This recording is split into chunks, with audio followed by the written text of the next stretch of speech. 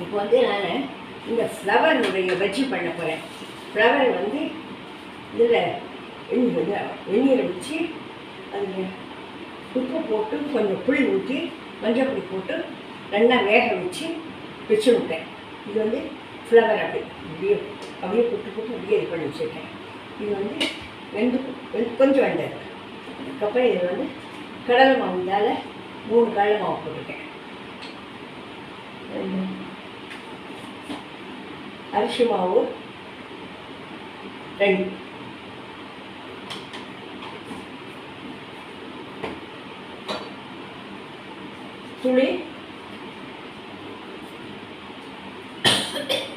துளி சோடா உப்பு,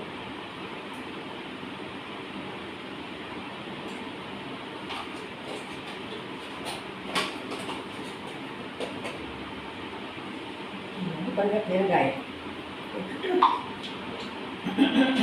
இந்த மஞ்சள் பொடி போட்டுட்டேன். மஞ்சள் பொடி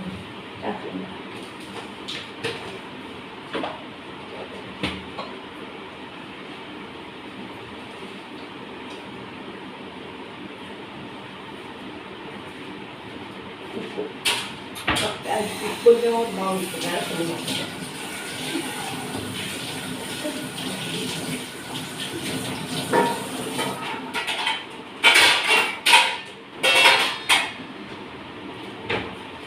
மிளகா பொடி போடணும், பட்டை பொடி,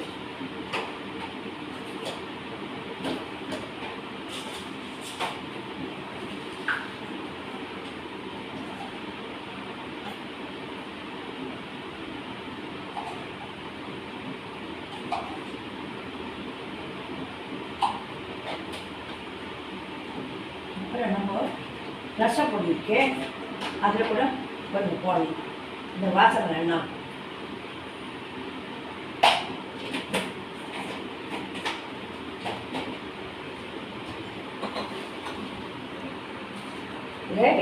வானிலை எண்ணெய் வைக்கணும்.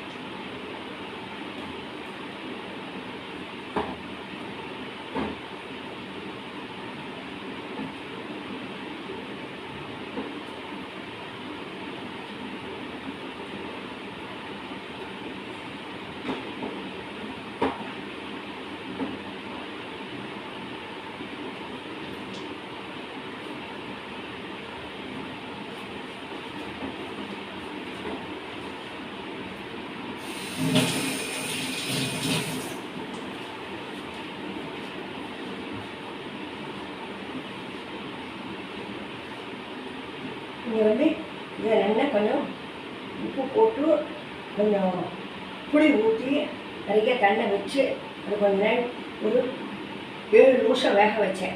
வேக வச்சதுக்கப்புறம் அதை எடுத்து நோய் வச்சுருக்கேன். இதை வந்து இப்படி தூச்சி போடணும்.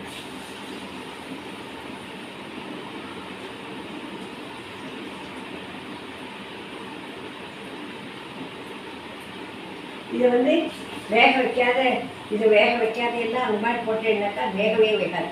அது இதில் இந்த ஃப்ளவர் வேகாது. அதனால் இது கொஞ்சம் வேக வச்சுட்டு தான் போடணும்.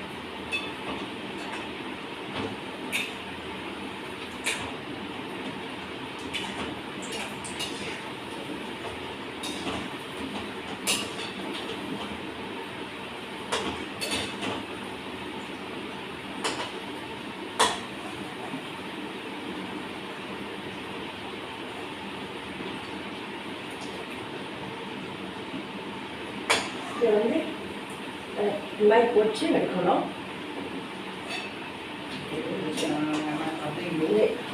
இது வந்து ரொம்ப பத்த காய்ச்சாக்கா தீந்துடும்.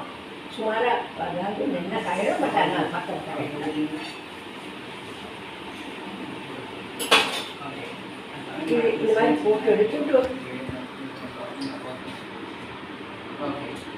இப்போ இதை வந்து கட் பண்ணாக்கா மேலே வந்து கரை இருக்கும், ஃபுல்லாக சாஃப்டாக இருக்கும். இதை வந்து நம்ம குழந்தைங்களாம் விரும்பி சாப்பிடுவாங்கன்னா இதை ஜாஸ்தி மறுப்பெல்லாம் ஏன் கிடையாது. இதை பண்ணி பாருங்க எப்படி இருக்குன்னு சொல்லிட்டு. ஈஸியாக சுருக்காக பண்ணுற சமாச்சாரம் இருக்குது. மேலே கரை இருக்கு, உள்ள வந்து சாஃப்டாக இருக்கும். இதை பண்ணி பாருங்க. சர்ப்ரைஸ் பண்ணுங்க. லைக் பண்ணுங்க, ஷேர் பண்ணுங்க. So I got, and 9th is my wedding anniversary.